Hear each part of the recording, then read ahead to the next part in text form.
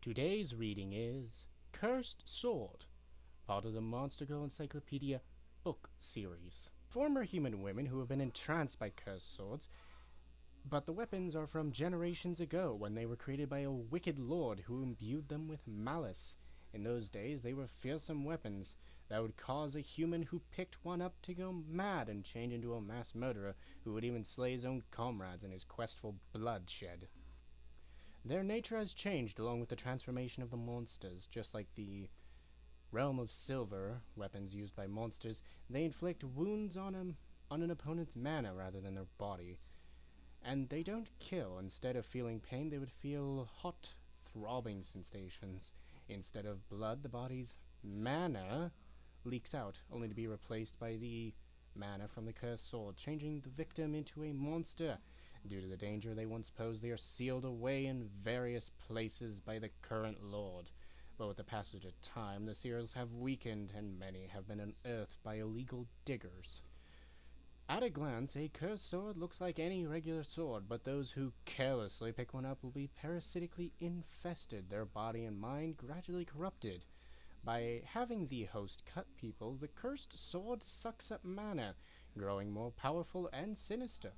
At first, there are only minor changes to the host, such as an elevated mood and an increased belligerence.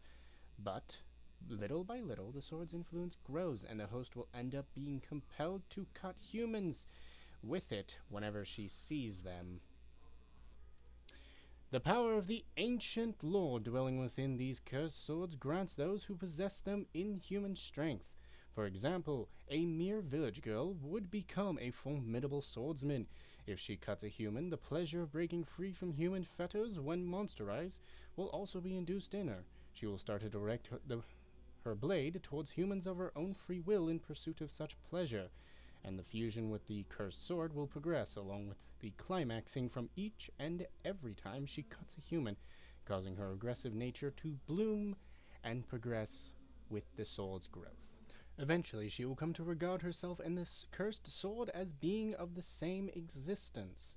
The desires of the cursed sword will become her own desires. A hollow smile of ecstasy will be omnipresent on her face as they cut and convert into a monster every human in sight, showering in sprays of pleasure and mana.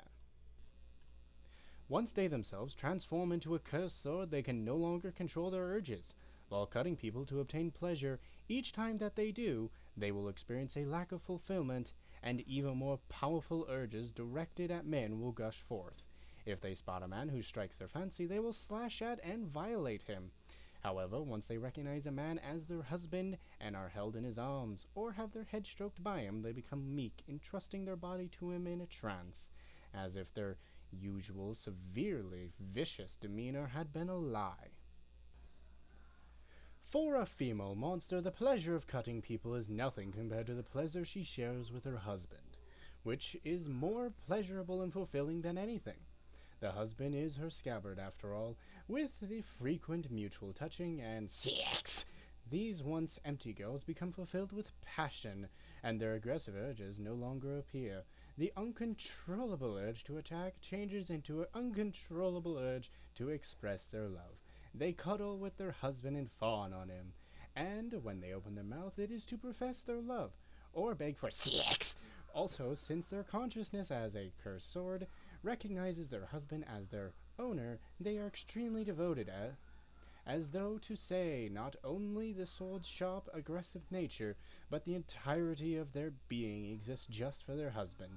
They are intent on eliminating their husband's enemies with the cursed sword's body and dedicating the woman's body to the pleasuring of their husband.